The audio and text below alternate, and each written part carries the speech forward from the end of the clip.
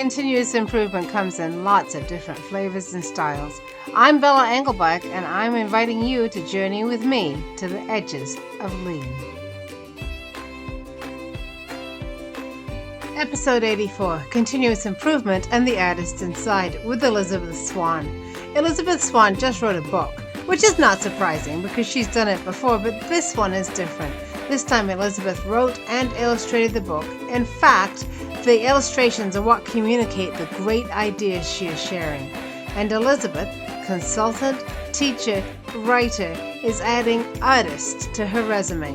Let's hear how that happened.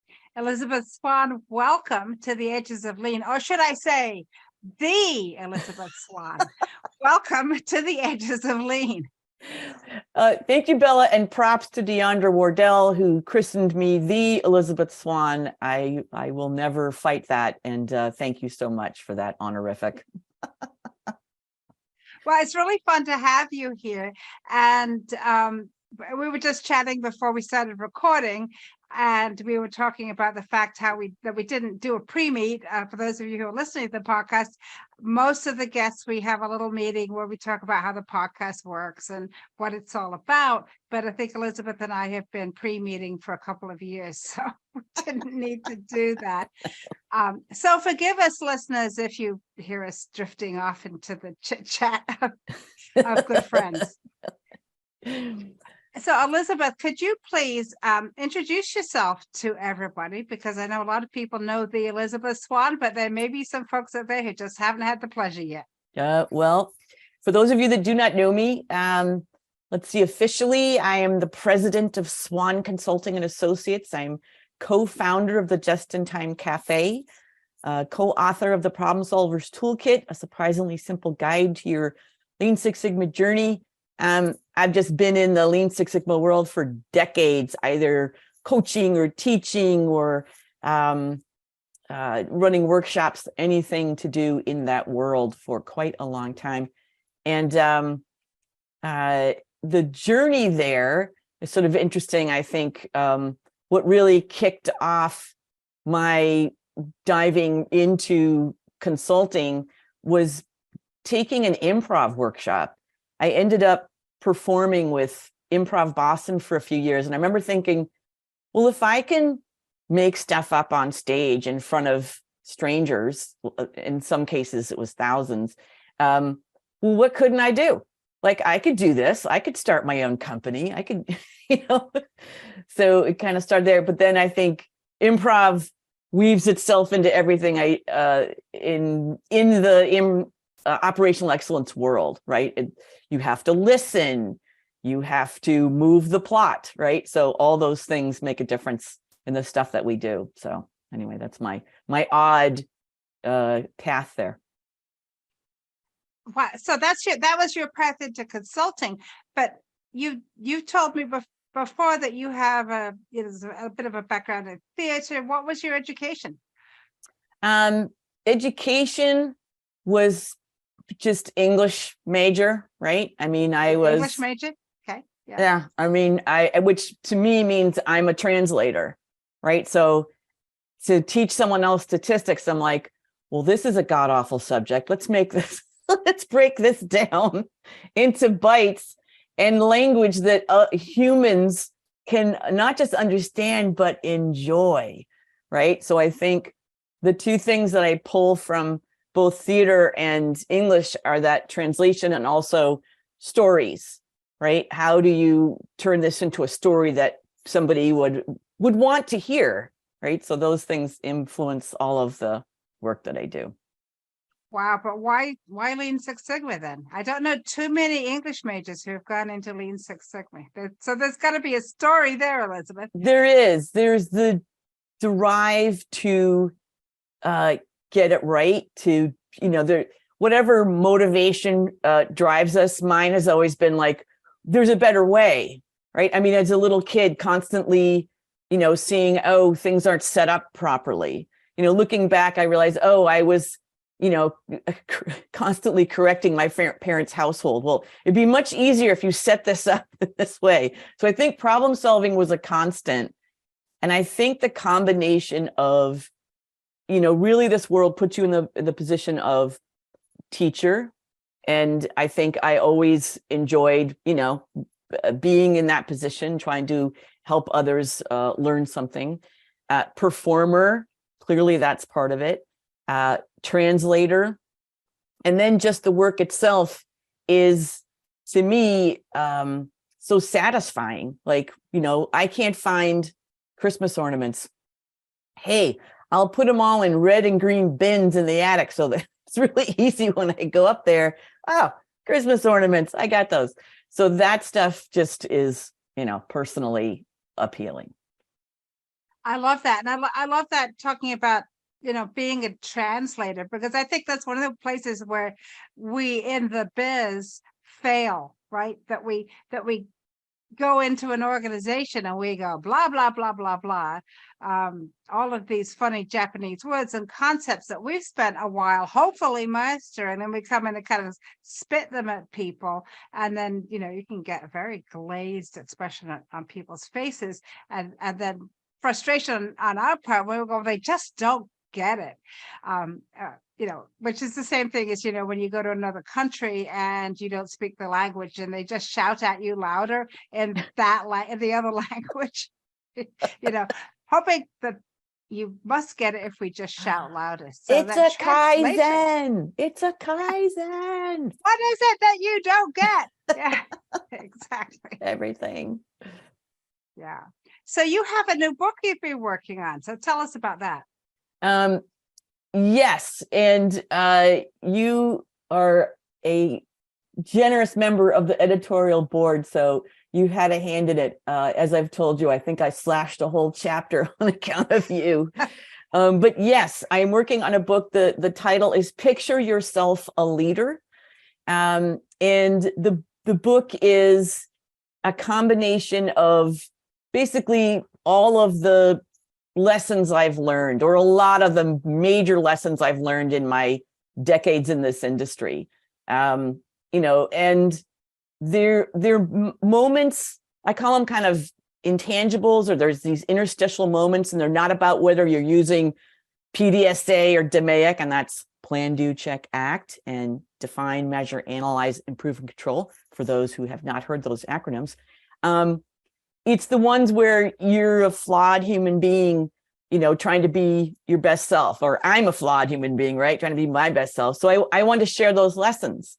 And along the way, a colleague, Karen Ross, kind of, I don't know if it was a dare or a command, but that I illustrate them, because she thought I would always doodle when I was working on things. And she said, you should illustrate those. So I started putting what I call doodles until another colleague of ours, Gemma Jones, demanded that I refer to them as drawings. But bottom line, it just made it more fun for me. So, so the book source is just me posting weekly one of these stories and illustrating it, and then asking people the question that I dealt with, a question about kind of the lesson I learned, or asking other people what they do about this particular issue, this intangible kind of soft skill thing we deal with. And then people all chimed in with all kinds of stories and helpful techniques, different ways to frame it. Really an incredible mix. So the book also contains what I call the wisdom of the crowd.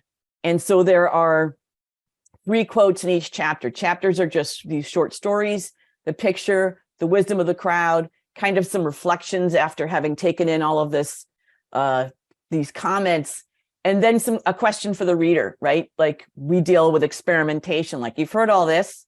This may have happened to you. If it did, do you want to experiment? What would you try? And sort of giving it to the reader to try it out. So that's kind of the little of the background and the layout premise.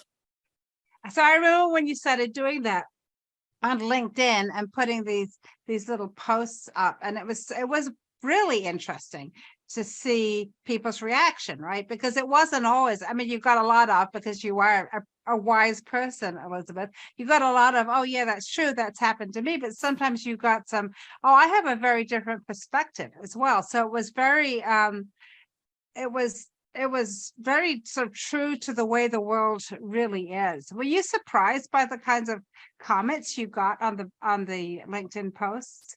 I was surprised by both the comments. I mean, some of them weren't as surprising, but some of them were surprising, and also educating. Like you said, like, if I said, what have you learned from failure? There's a whole piece on kind of the first time I truly, truly bombed, and, what I took away, and the comments shifted my thinking, because one of them, so many comments were about, I forgot who said it. It's, I've either I've succeeded or I've learned. And I've correctly quoted that person in the book, just so if anyone's concerned, just having a brain lapse now. And so much about that it was really a strong reframe around, doing that for yourself. I mean, Karen Ross was like, I don't even use that word. I don't even use the word failure. So I was like, fair enough. And I expected her to always come back with the unexpected. The other thing that surprised me was the sheer volume of people that chimed in and had something to say about these things, that clearly these resonated. These were moments for other people too. And the other thing about failure, I think that struck me after I read all that, was it's not just how you recover, it's how other people treat you, right? So I realized there's two people that were pivotal in pulling me out of that moment. One saying, what, you never bombed before? Let me tell you some stories. And just made me laugh. And then the client who was like, oh, well, we didn't set you up for success. All right, here we're doing this, and threw me right back in. So those things, stuck with me. And so people often shifted my thinking about some of that stuff. And I included that sort of became part of what the book accomplished, which was really collating, not just collating, but really absorbing that and saying, here's the take on this. Well, then when you put the book together, you were including not just the original post and the original drawing, but some of the feedback and the learnings. And the learnings. Yeah. So it's like it's Elisabeth's book, but it's also the lean community on the internet's book as well, right? It is. And then that way I feel like it's improv, right? I really put it out there, and there was a dance back and forth between all of us to really hash out this issue. And then the book kind of pulls together what we kind of the skit that we pulled together, right? What did we create together? So everyone was moving the plot forward. They were. Nobody. Yeah. That's a great way to say it. That's so cool. Do you have what's your very favorite chapter, Elisabeth? Oh dear. My favorite chapter right now is ignore the inner naysayers. And this came from a really good friend, Ben Neiman, who wrote a book called Free the Genie. And one of the chapters was about stop the chattering monkeys. And that's what he called what's in your head. And he would just get at me when he's like, oh, don't listen to the chattering monkeys. Just do it. Just go do it. And I think, he recently passed. And I think about, this book wouldn't have happened if I had not ignored those inner naysayers, the classic. This is probably part of the population, not all the population, but if you're writing a book, the PCU questions, is anyone going to read this? Is anyone going to want to read this?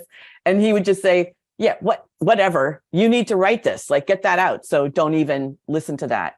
And I got a great quote from one of the contributors on LinkedIn. And she said, every time I've listened to that, the chattering monkeys, I've regretted it. And I look back on the things where I went, I got this, and ignored them. Those are some of the proudest things I've done, and she said, so how I deal with it is just remind myself, remember, you did this, this, and this. and you were, everything about it said no, but you went ahead and did it, and look how proud you are. So right now, that's just like kind of a sitting large for me. And that encapsulates for you writing the book and getting out there, as because you've written a book before. I mean, that's not a new thing for you to do, but writing a book that you've illustrated. Yeah. There must have been some monkeys yipping at you about that. It was a lot of monkeys, like, like a whole section I removed because I've got artists in my family, right? I've got, my father was a sculptor and taught at the Museum of Fine Arts in Boston. My mother is an accomplished painter and has things in museums and has painted. My brother-in-law has things in museum. My sister was a ceramics teacher. She's got things in ceramic shows. I mean, there's no end of artists in my family. My father-in-law, my stepfather, illustrated 2 cookbooks, and he's a phenomenal illustrator. So to sort of sit back and go, oh, mine are kind of a combination of what I learned in school, which is called contour drawing, and cartoon. And I think when I think about some of the illustrations I see out there in the living community, they often kind of are devoid of a face, right? There's no eyes, there's no expression. And I want the baseball cap, right? It's the baseball cap guy. Yeah, it's these stick figures, baseball cap, or just a circle with kind of some shadowing. And I'm like, no, I want to know that this person is looking aghast or looking like scared or looking angry, because those are the thing we don't talk about in business that is there, whether we talk about it or not, is all the emotion. The times people just piss you off, frustrate you, the times you are humiliated, all those things, like, we just don't deal with that. And these illustrations bring it front and center, like, this is how people are feeling in this situation. And I think, and illustrations or imagery, we translate those 60,000 times faster than text, right? Our brains are wired for imagery. It goes back to like just being able to see a tiger before it sees you, but text, the process is we've created symbols. Our brain sees the symbol. Each letter is a symbol. We take each symbol in until we get a word, and then we translate the word. And that we do it fast, but that's the process. And we never do anything but that process our entire lives, regardless how fast we do it. So images almost instantaneous. So I think that combination of the image and the story, right? So stories are different too. Stories are, I like this quote, data with soul, right? So just bringing someone into your experience. And they did studies on neuroimaging. And when someone's telling you a story, the same parts of their brain that are lighting up in your brain. So you're kind of experiencing what they're talking about as they're talking about it. So it's like you get a shared experience. And you've probably done this in workshops and things like that. When I ask people at the end, what did you get the most out of? They'll always go, oh, the stories, all the stories you told. It's like, so we're storytellers. Yeah. Humans are storytellers. Yeah. I mean, what I've heard is that the story is the basic unit of human memory, right? When you read a story to a 3-year-old and you've read it 2 or 3 times and you get a word or 2 wrong, they will tell you. They remember the whole story, every detail, all of it. They can, they can't read, but they can read that story themselves if you hand them the book. So stories are so powerful. And I love in your illustrations, Elisabeth, and I'm so excited for the rest of the world to see this all put together in the book, that it's populated by a variety of people. Like it's not just the amorphous agender stick figure baseball cap person. It isn't. And I realized at a certain point, like, I draw myself like I'm the one doing this. Then I thought, okay, it can't always be me. Has to be some guys in here. And then, sometimes I'd think, well, I'd draw the people that were in that story. And then I'd say, well, what if this could be anybody, because you and I are part of a group, BIPOC ANA, which is Black, Indigenous, people of color, and allies and accomplices. And it's made me more aware of my part to play in this world. Like, so who am I inviting on podcasts? Who am I inviting to come deliver a webinar? So I'm way more conscious, and that made me conscious of it in my drawing. And I actually had to like check with Deandra. I'm like, okay, does this look like how a woman of color might wear her hair? Like, I'm just like, I'm trying to like play with this. Like, could this be interpreted? Sometimes she'd say, yeah, I'm not seeing it. This looks like a white person to me. But so I was like, really?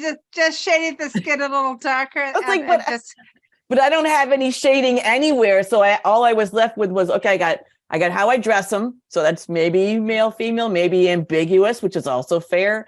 And then, well, hair. What am I doing with the hair? And that's just kind of fun too. Like, well, for myself, like, well, this person's going to have a crazy do. So let's just go with it. Yeah. Yeah. Another place for diversity. And the little Elisabeths in the book, they do look like you. So nice self portraits in there. It's easy for me. I got the glasses. So those are one way to constantly like identify. Just be Elisabeth. So this book is coming out when? This is coming out April 21st.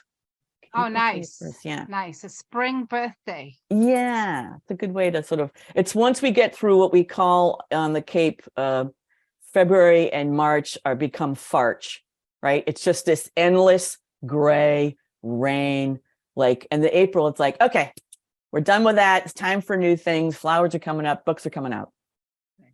Yeah. And so for those of you who wonder, the Cape you're talking about is Cape Cod. Cape Cod, sorry. Yes. Yeah. Which is a very nice place to live, at least part of the year. Part of the year. Yeah. It's true. Yeah. So what's going on with the Just in Time Cafe? You've had some really cool shows recently. And so it sounds like you're what are you working on with that? So right now it's we've got Jennifer Tankanow. Let's see, that's going to be our January, right? So that's happening January, and that's about how we communicate. So just the issues around, you've got corporate communications going out, and then you've got people being problem solvers and trying to, transform a company. Are you in alignment, like what you're saying to people in memos, and are you living your mission? Like, just how the way we don't always look at the way we're communicating with people. What are they hearing? What are they taking in? What do you want people to hear and take in? So just thinking about that, so you can address that. And then Kim Crowder is going to come and address, using kind of continuous improvement. And she is an expert on diversity, equity, and inclusion. And she took, Tracy and I have a Lean Six Sigma leader class at UC San Diego. And she went through that because she wants to apply that, to the diversity, equity, inclusion world. So she's going to bring us what she's learned now, right? Because she's been at this for a while. So we're going to talk about how to apply that. Oh, that's going to be really very interesting. Yeah. And it's such an important new way that lean and continuous improvement is being used, right? So Deandra's doing kata work with people on diversity and inclusion. Chris Chapman, there's a lot of people. Joy Mason has a whole academy working to get people of color trained up in Lean Six Sigma. And I feel like as you say, we talk about systemic racism. It's a system. So corporations are made of systems. How do you impact those systems, right? So how are you hiring? What's the process and what are the results? And just looking at those metrics and how you're doing that, and how much diversity you're achieving. It's the next step. Or it's where lean and continuous improvement and Six Sigma are going, and where I think that and climate change are two places where the work that we do can make a really positive difference for the future of the world. It's huge. It's huge. Yeah. I live near a big scientific community, and they're starting to combine with the radio station to get their stories out. So I just think that, like I'm thinking, oh, good. This is like pulling more stories, right? Once again, that's the language we speak. So yeah, Yeah. those efforts. Yeah. Yeah. So what else do you see sort of coming down the pike? What are your thoughts about where this community goes? It's such an important part of this world. Thank you, Bella. So I've been mindful of late of just the layoffs that are happening, and just watching that happen, and watching a lot more folks show up, looking for work or open to work. And I'm thinking about a colleague of mine, and she is at Salesforce, and Salesforce just announced we're reducing 10% of our employees. And they said, basically, we overhired, right? During the pandemic, we went too crazy, we overhired. And she has what they call a NRG role, a non-revenue generating role. So those are obviously some of the first and on the chopping block. And she was told, yeah, your job's being eliminated, but don't worry, we're going to pull you somewhere else in the firm. And I thought, she's someone who's going to survive this, and why? And I think about, what she's like, and I think about all the stuff we've been talking about, right? In the book, it's about listening, forwarding the plot. It's about community. It's about how you treat other people. She's really good at those intangibles. She's great at building consensus, at really listening to other human beings, at pulling teams together.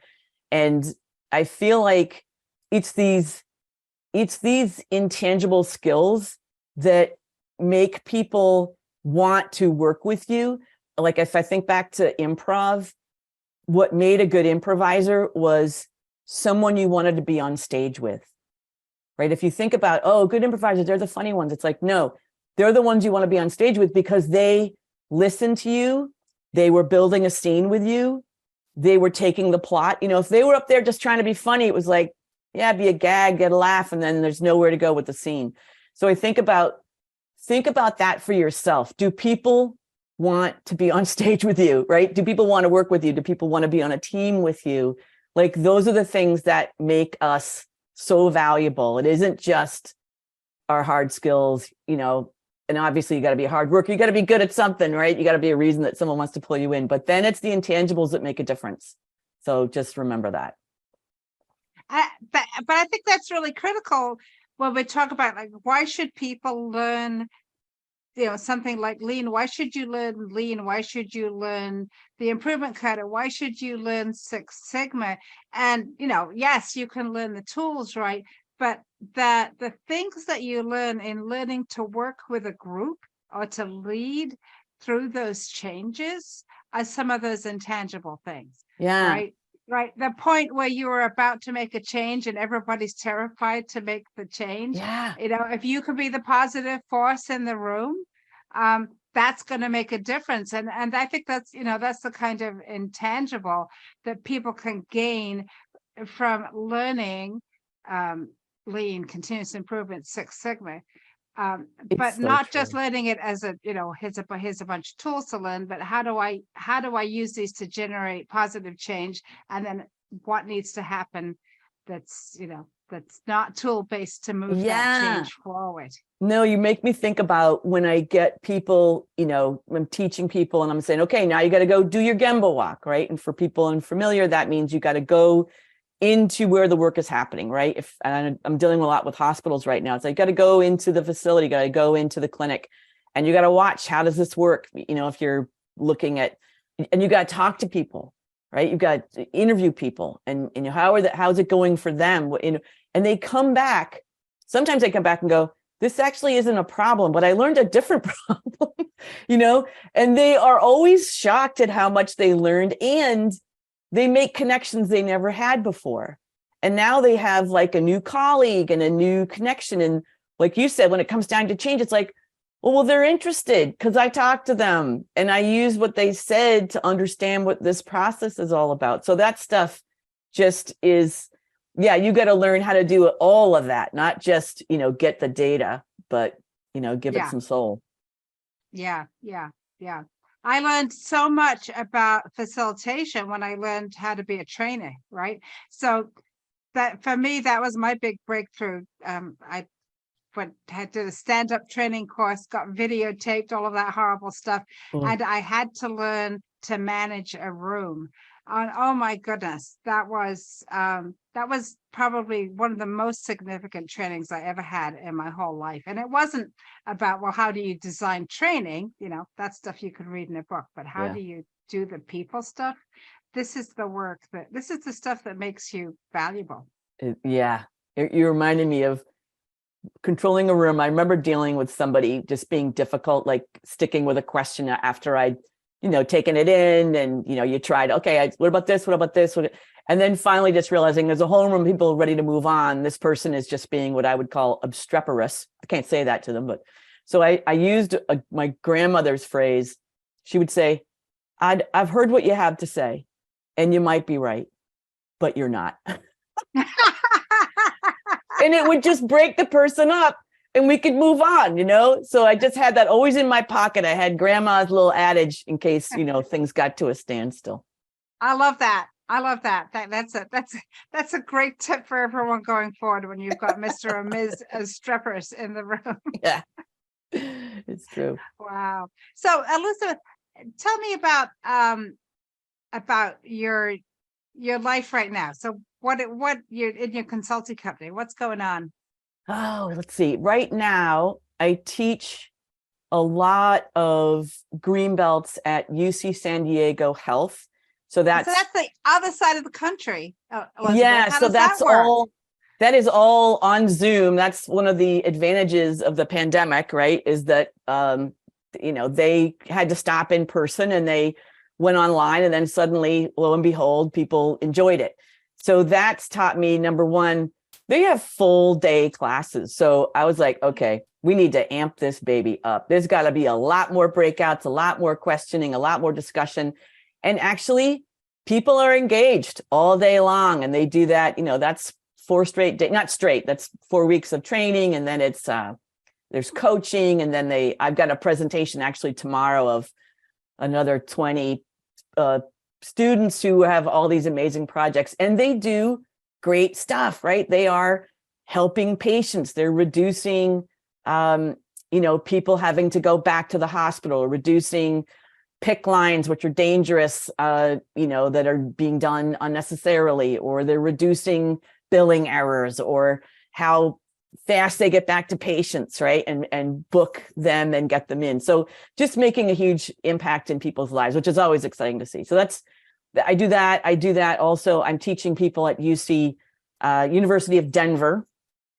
I do a lot of their IT people, which is a whole nother world, right? So problem solving in the IT world. So now I'm not dealing with a facility. This is all kind of happening in the wires, but they're fantastic and they're interested in doing a lot more. Also teaching UC Davis with their their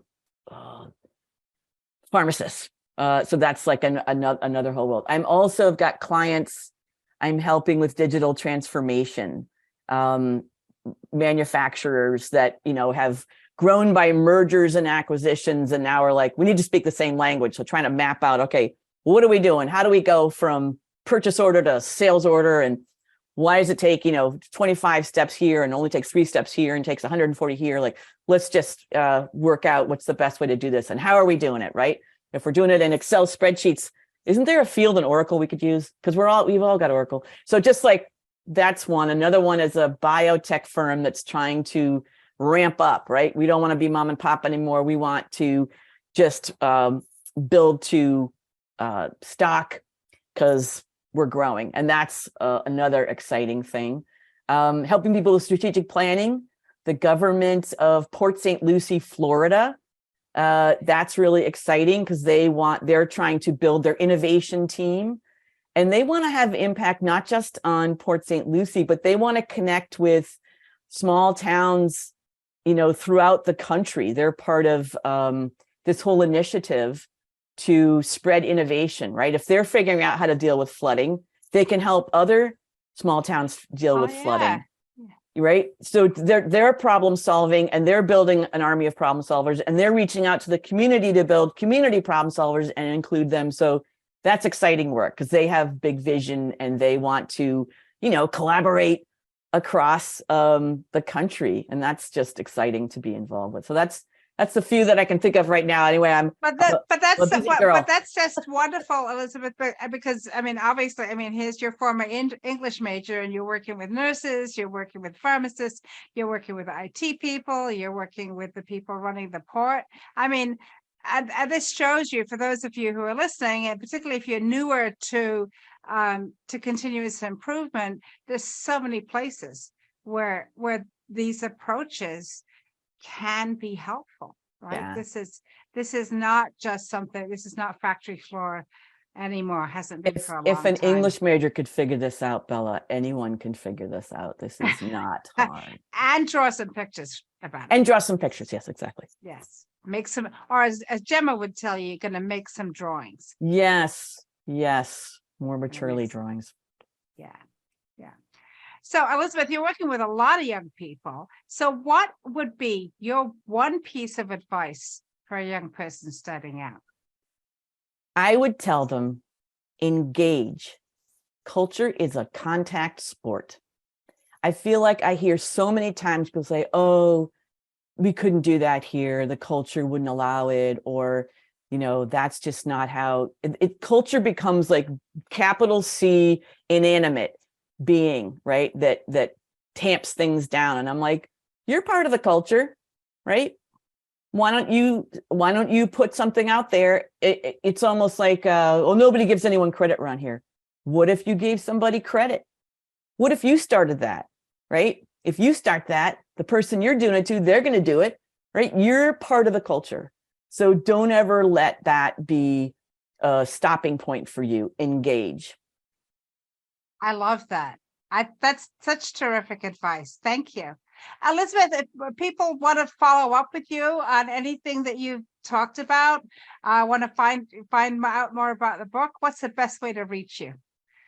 Two places that are great. One is elisabethswan.com. I could get that website because my name is spelled with an S. My parents got fancy. And so elisabethswan.com, then everything about the book is there. And updates and all that. And once you're on that mailing list, then you'll hear all about it. And the other one is LinkedIn. Again, Elisabeth Swan on LinkedIn with an S. And only Elisabeth Swan on LinkedIn, right? Yeah. And come join with me. I'll be, the book will be coming out soon in April. And so, it's woohoo. And say the name of the book for us one more time, please. One more time. It is Picture Yourself a Leader, Illustrated Micro Lessons in Navigating Change. Thank you. Elisabeth Swan, thank you for traveling with me to the edges of Lean. Thanks, Bella. This is Bella Engelbach, and I'd like to thank Elisabeth Swan for being my guest on the Edges of Lean. What did you learn from this conversation? What ideas did that spark? What are you going to draw next? We would love to hear from you. Find Elisabeth on LinkedIn or at jitcafe.com and check out her podcast, The Just in Time Cafe. Find me on LinkedIn or at leanforhumans.com or comment wherever you watch or listen. Subscribe and tell a friend about the Edges of Lean.